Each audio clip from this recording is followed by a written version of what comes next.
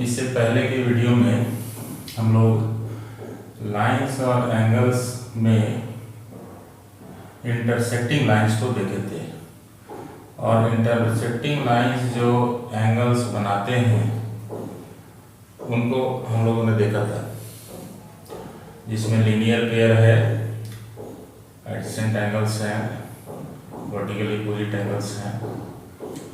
Basically linear angle और vertically opposite angle का अभी हम लोग जब पढ़ेंगे आगे तो उसका इस्तेमाल होने वाला है।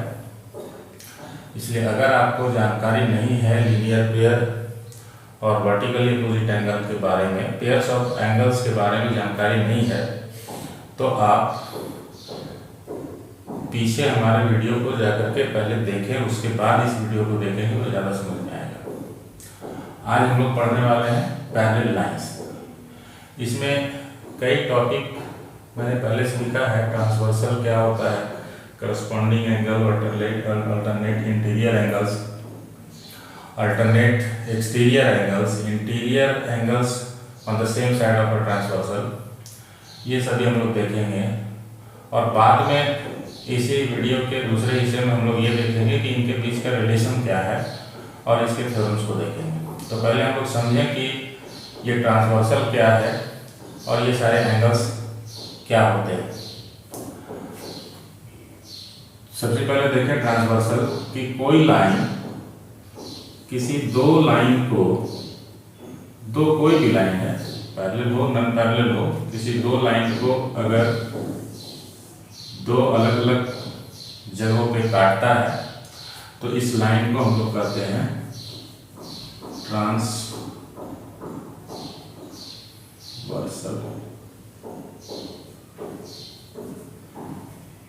अब ये जो ट्रांसवर्सल लाइन है, ये यहाँ पे 8 एंगल बनाता है, 8 एंगल्स का फॉर्मेशन कर रहे हैं।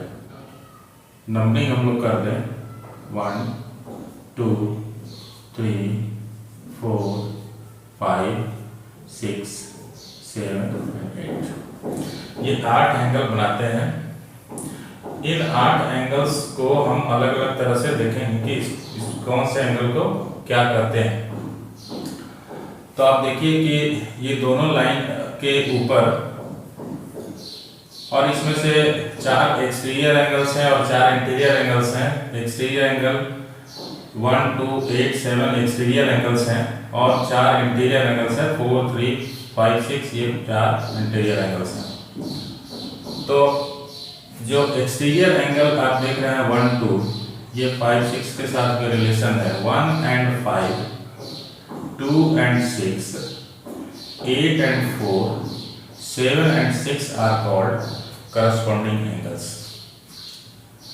Angle 1, angle 5, angle 2, angle 6, angle 8, angle 4, angle 7 and angle 3 are corresponding angles.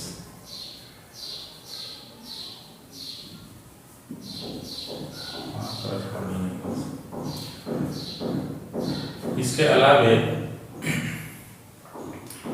Alternate interior angles, interior angles का मतलब ये इंटीरियर एंगल से इसी में रिलेशन होगा। सो 4 6 and 3 5 are alternate interior angles.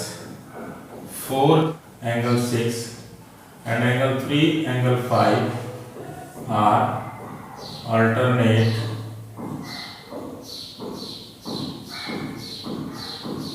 interior angles.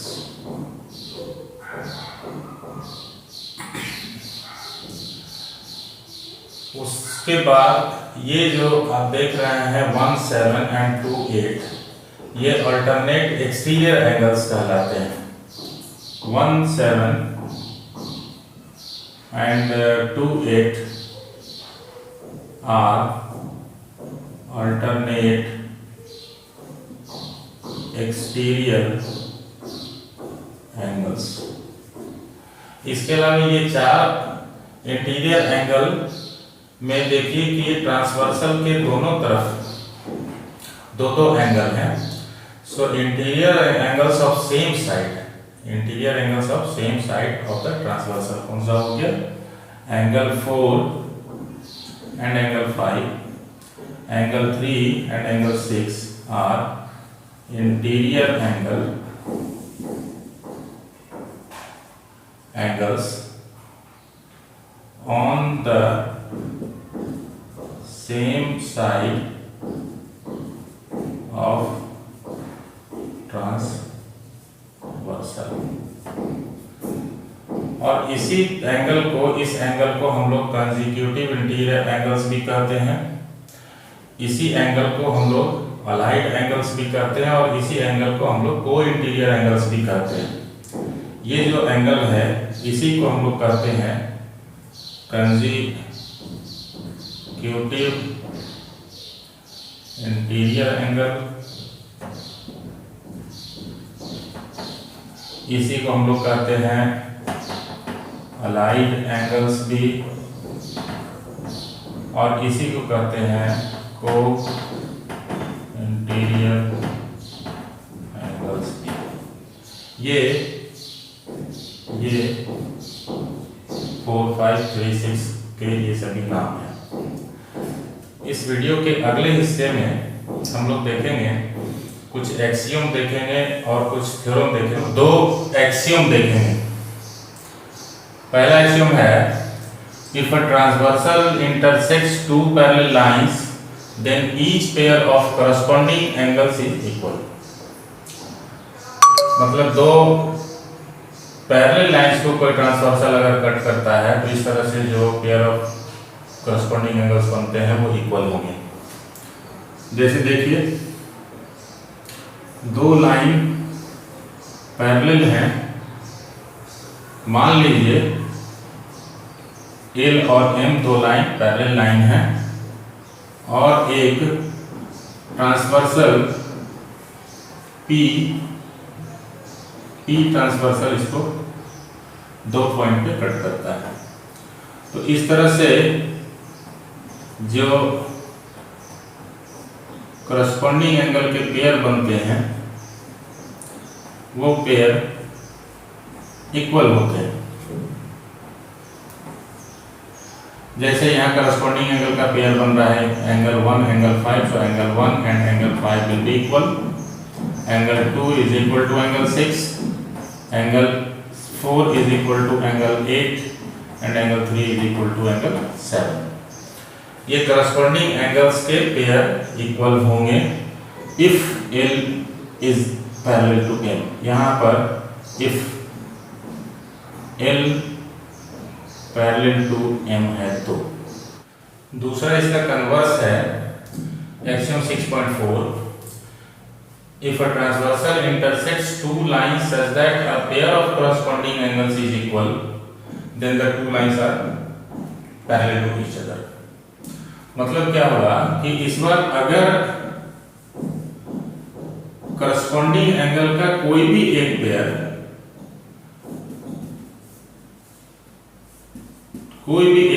इनमें से कोई भी एक पेयर दैट इज 3, 7, 4, 8, 2, 6, 1, 5 में से कोई एक पेयर इक्वल हो जाता है तो दोनों लाइन पैरेलल होंगे। ठीक, इसका उल्टा पहले वाले में था कि अगर दोनों लाइन पैरेलल है तो करस्पॉन्डिंग एंगल इक्वल होंगे, और दूसरे में है कि अगर करस्पॉन्डिंग एंगल के कोई एक पेयर भी इक्वल हो जाते हैं तो दोनों लाइन पैरेलल होगा। इसका इस्तेमाल हम लोग आगे थ्योरम को सिद्ध करने में भी यूज करें। अब हम लोग 2 थ्योरम देखें, theorem 6.2 and theorem 6.3। If a transversal intersect 2 parallel lines, then each pair of alternate interior angles is equal। अगर कोई ट्रांसवर्सल 2 पैरेलल लाइन को इंटरसेक्ट करते हैं तो इस तरह से जो 2 इंटीरियर एंगल के पेयर बनते हैं, इंटीरियर अल्टरनेट एंगल के पेयर बनते हैं वो इक्वल होंगे। ये प्रूफ करना। अब देखिए इसको हम लोग कैसे प्रूफ करेंगे। मान लीजिए 2 पैरेलल लाइंस हैं, L और M 2 पैरेलल लाइन है, P ट्रांसवर्सल इसको कट करता है इस तरह से कि यहाँ पे एंगल बनते हैं, 8 एंगल बनते हैं।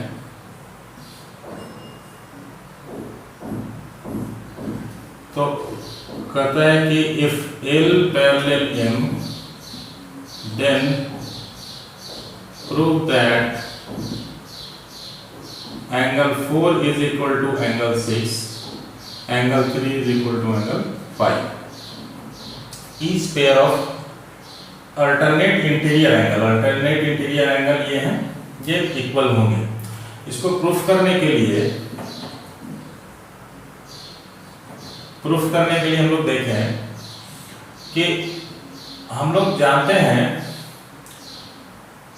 कि करस्पॉन्डिंग एंगल के पेयर इक्वल होते हैं। अगर दो पैरेलल लाइन को कोई ट्रांसवर्सल कट करे तो करस्पॉन्डिंग एंगल के पेयर इक्वल होते हैं। तो इससे since L parallel M, so angle 2 will be equal to angle 6। क्यों? इसलिए कि ये करस्पॉन्डिंग एंगल्स हैं।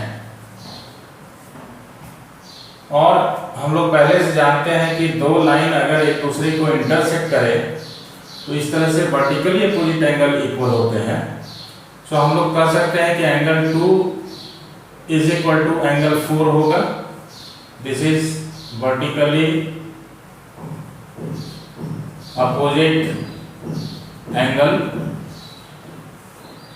और इन दोनों इक्वेशन को अगर देखें हम लोग तो इन दोनों से हम कह सकते हैं कि angle 4 is equal to angle 6 होगा from 1 and 2। From 1 and 2 we get 4 is equal to 6। So एक करस्पॉन्डिंग एंगल का पेयर इक्वल हम लोग दिखा दिए। उसी तरह से similarly we can show that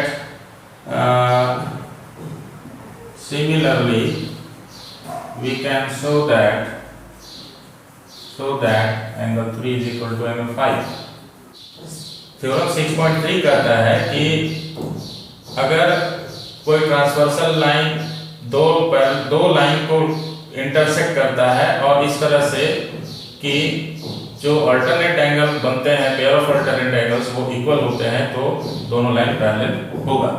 यहाँ पर गिवन है, angle 1 is equal to angle 4 is equal to angle 6, angle 3 is equal to angle 5। ये करस्पॉन्डिंग एंगल के अल्टरनेट इंटीरियर एंगल के पेयर्स इक्वल होंगे। अल्टरनेट इंटीरियर एंगल के पेयर इक्वल अगर है तो then prove that L parallel M। तो L parallel M को प्रूफ करने के लिए अगर हम लोग दिखा दें कि करस्पॉन्डिंग एंगल के पेयर इक्वल हैं तो हमारा काम हो जाएगा। सो यहाँ पे angle 4 is equal to angle 6 दिया हुआ है, angle 4 is equal to angle 6 दिया हुआ है, और angle 4 is equal to angle 2 होगा, ये तो दिया ही है, गिवन है। और ये angle 4 is equal to angle 2 होगा इसलिए कि वर्टिकली अपोजिट एंगल है ये। और इन दोनों से हम लोग देखें 1 and 2 से, from 1 and 2 angle 2 will be equal to angle 6 and they are corresponding angles, so the lines L and M will be parallel।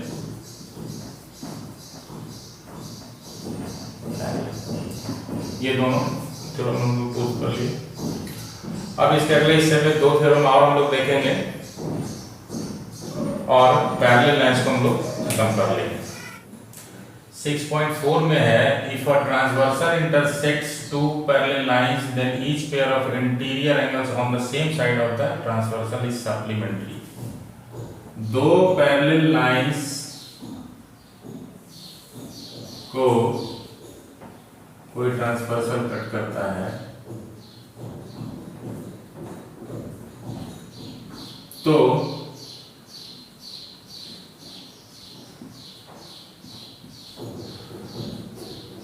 Interior angle transversal के एक ही ओर के इंटीरियर एंगल्स सप्लीमेंट्री होते हैं। सप्लीमेंट्री का मतलब हो जाएगा कि इन दोनों का sum 180 degree. So if L parallel M prove that angle 3 plus angle 6 is equal to 180 degree and angle 4 plus angle 5 is equal to 180 degree होगा। सप्लीमेंट्री होगा। सप्लीमेंट्री का मतलब इन दोनों का सम 180 डिग्री होगा, एक ही तरफ के सेम साइड के इंटीरियर एंगल्स का सम।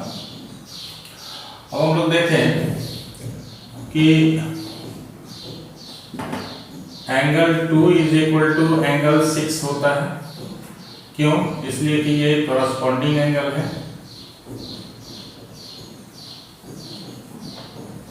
कॉरस्पॉन्डिंग एंगल्स हैं, पैरेलल लाइंस हैं, तो कॉरस्पॉन्डिंग एंगल इक्वल होंगे ही।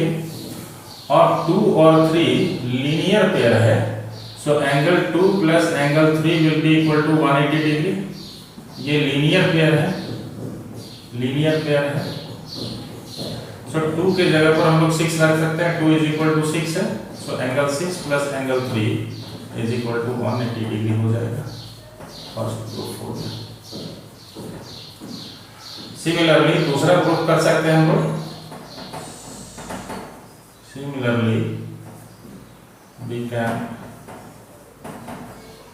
Prove that angle 4 plus angle 5 is equal to 180। ये थ्योरम 6.4 हो गया। ठीक इसका उल्टा है, कन्वर्स है कि अगर if angle 4 plus angle 5 is equal to 180 degree, angle 3 plus angle 6 is equal to 180 degree, that is एक ही तरफ के इंटीरियर एंगल का सम 180 डिग्री है, दैट इज सप्लीमेंट्री है। तो प्रूफ करना है कि L पैरेलल M होगा। L पैरेलल M प्रूफ करने के लिए हम लोग को कॉरस्पॉन्डिंग एंगल के पेयर प्रूफ करना पड़ेगा। सो प्रूफ में देखें हम लोग कि angle 4 plus angle 5 is equal to 180 degree, ये दिया हुआ है, दिया हुआ है। And angle 1 plus angle 4 is equal to 180 degree होगा, ये भी। क्यों? इसलिए कि ये लीनियर पेयर है, लीनियर पेयर है। सो हम लिख सकते हैं angle 4 plus angle 5 is equal to angle 1 plus angle 4। तो एंगल 4 कैंसिल कर दिया जाए तो angle 5 is equal to angle 1 हो गया, that is angle 1 is equal to angle 5 and they are corresponding angle angles, so L will be parallel to M। ये proof करना था। 6.5 हो गया। 6.6 में है कि अगर दो पैरेलल लाइंस किसी दो लाइन किसी एक लाइन के पैरेलल है, यहां पर एक और लाइन बना दीजिए, एक लाइन और बना देते हैं, इसके ऊपर में बना देते हैं। ये L, M और N कर दीजिए। यहां पर दिया हुआ है given that M parallel L and N parallel L। M और N लाइन L लाइन के पैरेलल है, देन प्रूफ दैट